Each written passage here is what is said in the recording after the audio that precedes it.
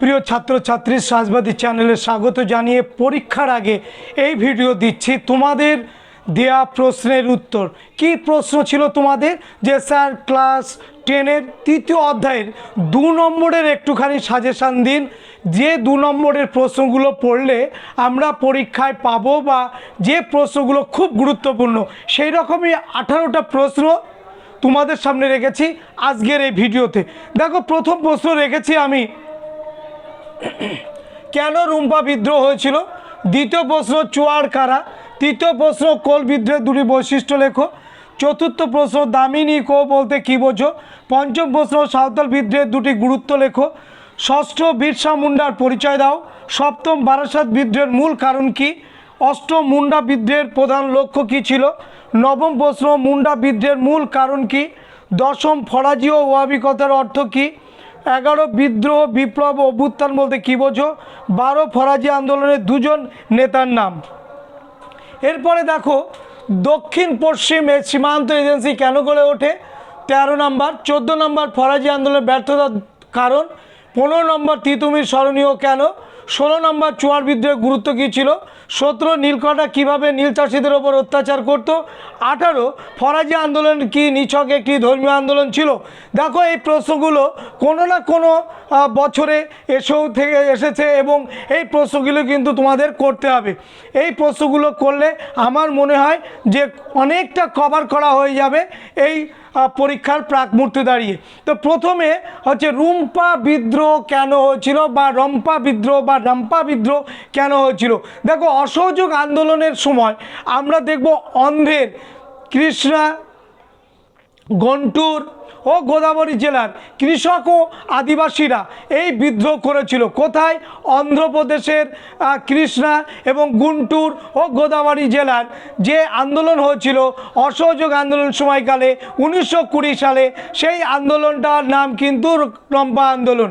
এবং এই রম্পা আন্দোলনের যিনি নেতৃত্ব দিয়েছিলেন তিনি আর কেউ নন, তিনি হচ্ছেন আল্লুরি সীতারামা রাজু।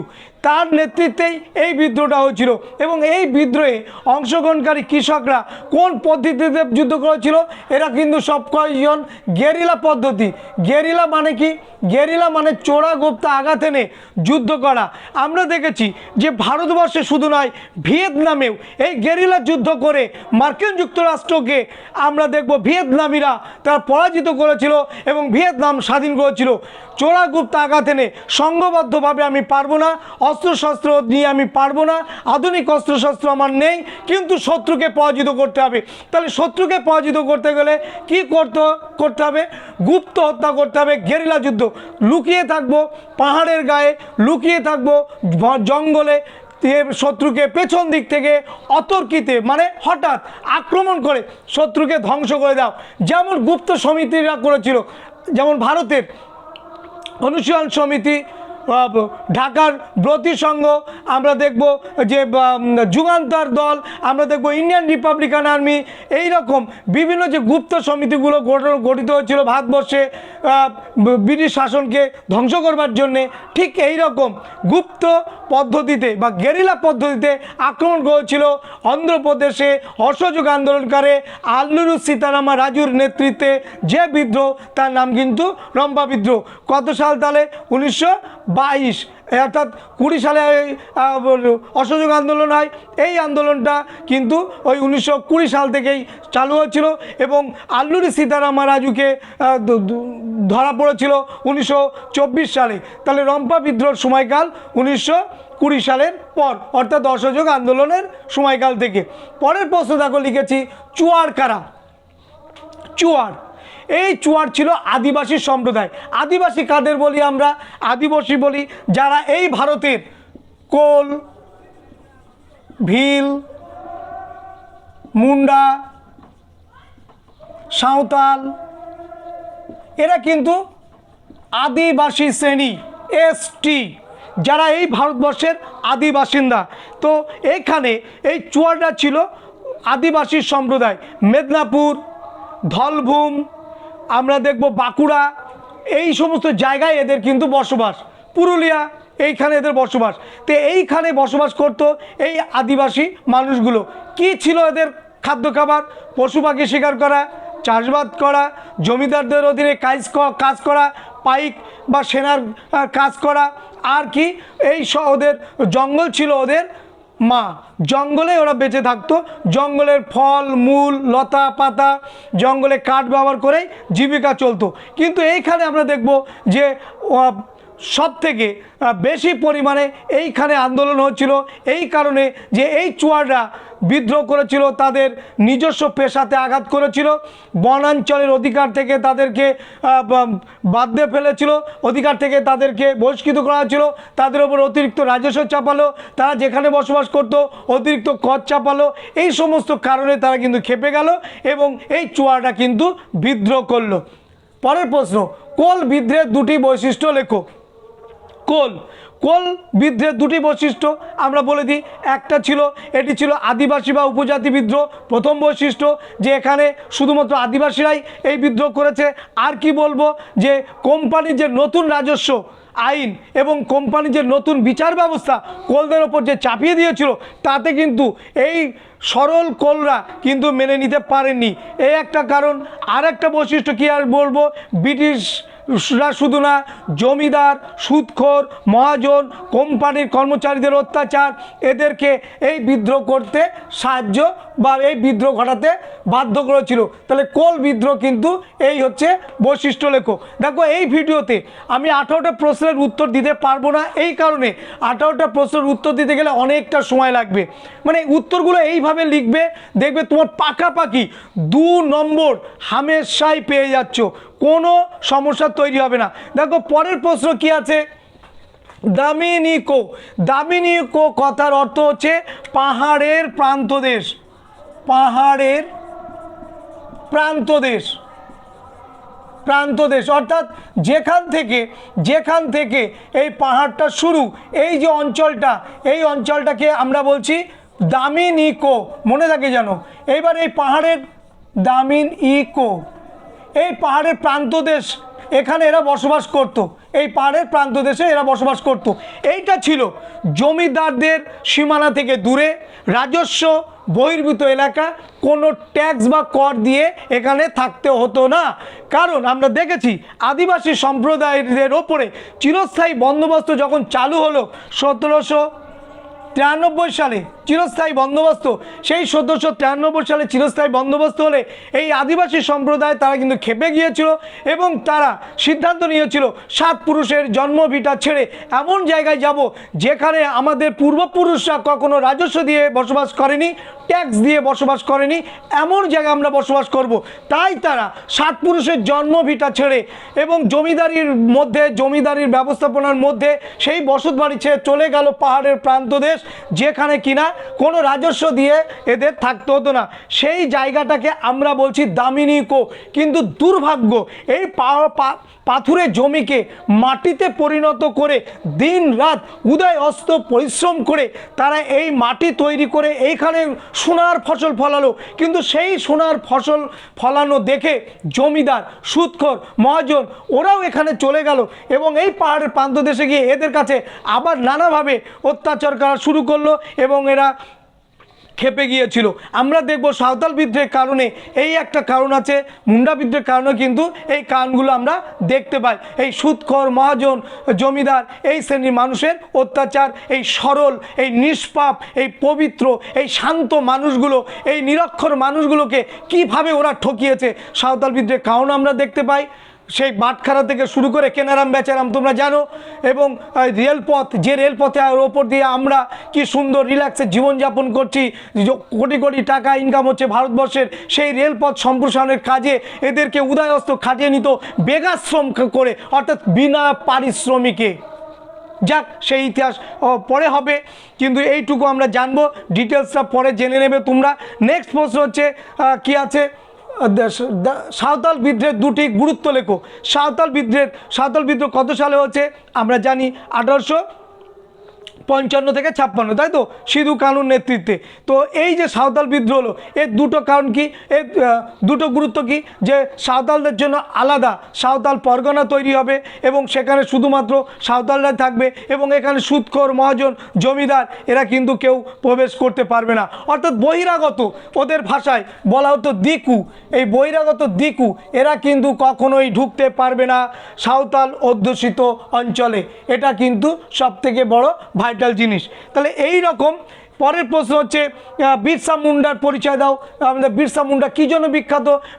মুন্ডা বিদ্রোহ, অর্থাৎ বিরসা মুন্ডার নেতৃত্বে কোন বিদ্রোহ ছিল?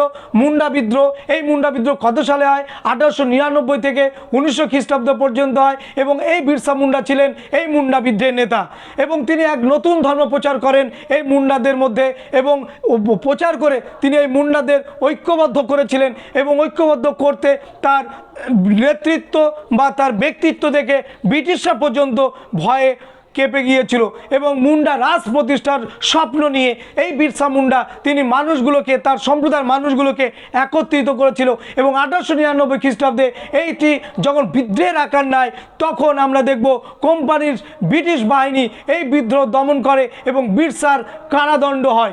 এই ছিল বিরসা মুন্ডার পরিচয়। পরের প্রশ্ন কি? বারাসাত বিদ্রোহের মূল কারণ কি?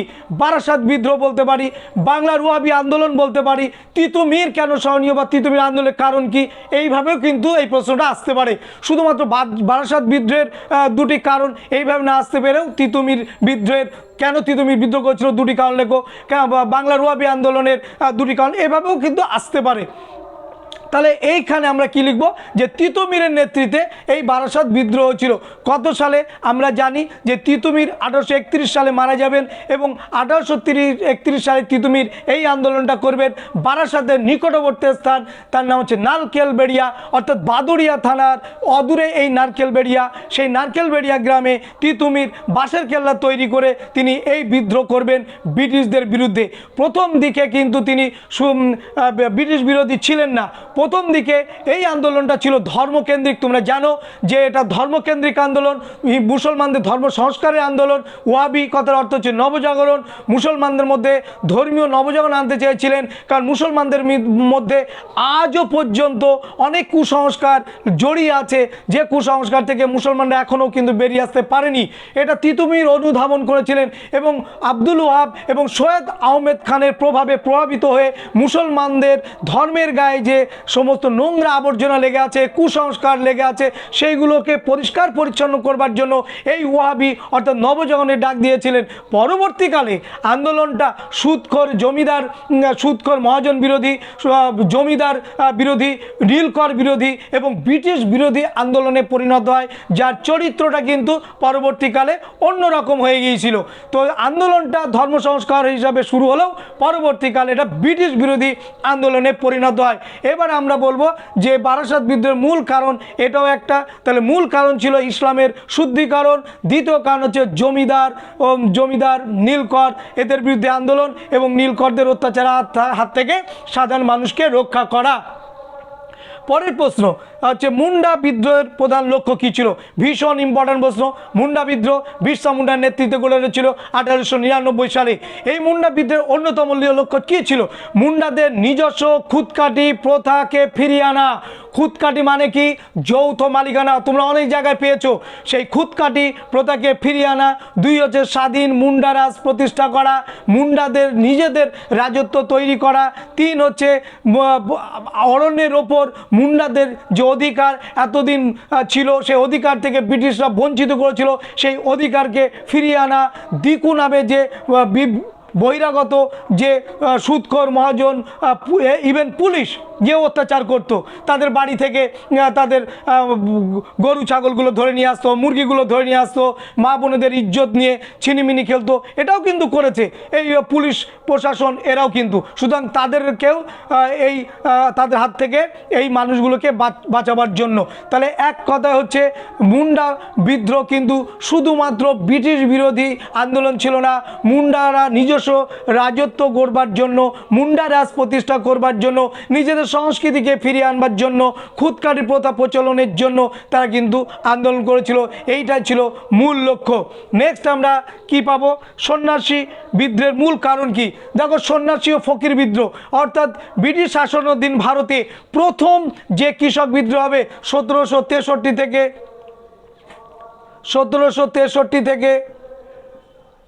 1800 খ্রিস্টাব্দ পর্যন্ত যে বিদ্রোহ, তার নাম হচ্ছে সন্ন্যাসী ও ফকির বিদ্রোহ। এই সন্ন্যাসী ও ফকির বিদ্রোহের মূল কারণ হচ্ছে ইস্ট ইন্ডিয়া কোম্পানিকে রাজস্বের যে চাপ চাপিয়ে দিয়েছিল সন্ন্যাসী ফকিরদের ওপরে, তা নিরসন করা, সন্ন্যাসীদের ওপর ইজারাদের যে শোষণ ছিল সেটাকে বঞ্চনা করা, সন্ন্যাসী এবং ফকিরদের যে ধর্মীয় স্থান ছিল তার উপরে যে কর বা রাজস্ব চাপিয়েছিল তার বিরুদ্ধে প্রতিবাদ করা, তীর্থকর চাপিয়ে দিয়েছিল সন্ন্যাসী ফকিরদের ওপর, তার বিরুদ্ধে প্রতিবাদ জানানো, সন্ন্যাসীদের ওপরে যে শারীরিক নির্যাতন করত তার বিরুদ্ধে প্রতিবাদ জানানো, এবং জমিদারদের কাছ থেকে আর্থিক সাহায্যের যে বিপন্নতা, অর্থাৎ জমিদাররা এতদিন সন্ন্যাসী ফকিরদের বিভিন্ন রকম আর্থিক সাহায্য করত, সেই আর্থিক সাহায্যটাও কিন্তু বন্ধ করে দিয়েছিল। তার জন্য কিন্তু তারা এই বিদ্রোহে সামিল হয়েছিল। তাহলে সন্ন্যাসী ও ফকির বিদ্রোহের মূল কারণ কিন্তু এটা। এবার হচ্ছে ফরাজি ওয়াহাবি কথার অর্থ কী? ফরাজি কথার অর্থ হলো ইসলাম নির্ধারিত বাধ্যতামূলক কর্তব্য, মনে থাকে যেন, অর্থাৎ আল্লাহর আদেশ। আর ওয়াহাবি কথার অর্থ হচ্ছে নবজাগরণ। তাহলে এইভাবে এই প্রশ্নগুলো কিন্তু রেডি করতে হবে, এবং এখান থেকে অনেক প্রশ্ন বিভিন্ন সালেও এসেছে। ভিডিওটা বড় হলে তোমরা কেউ দেখবে না, ওই জন্যে আজকে এই পর্যন্ত করলাম। কিন্তু যেভাবে আমি উত্তরটা বললাম এইভাবে বাদবাকি প্রশ্নের উত্তরগুলো রেডি করবে। এই 18টা প্রশ্ন আমি প্রত্যেক অধ্যায় থেকে এই রকম প্রশ্ন এবং উত্তর দেওয়ার চেষ্টা করব। সবটা না হলেও বেশিরভাগটা হয়তো দেবো। আজকে 8টা 9টা দিয়েছি, 18টার মধ্যে 10খানা প্রশ্নের উত্তর দিলাম আজকে আমি, 10খানা, বাদবাকি 8টা প্রশ্নের উত্তর তোমরা রেডি করবে। কেমন? আমি এইভাবে দিতে থাকবো, এবং টেস্ট পেপার অবশ্যই করাবো। যে টেস্ট পেপারগুলোর যে সেটগুলোর উত্তর করা নেই সেইগুলোরই আমি দেবো, বাদবাকি সেটগুলোর কিন্তু উত্তর করা আছে। তোমরা নিজেরাও পিছন থেকে বের করে তোমরা উত্তরগুলো করে নিতে পারো, এবং তারপরেও যদি উত্তরগুলো চাও অবশ্যই করব, কেন করব না। তোমাদের জন্যই চ্যানেল, সবসময় মাথায় রাখতে হবে। সবাইকে শুভেচ্ছা, ধন্যবাদ।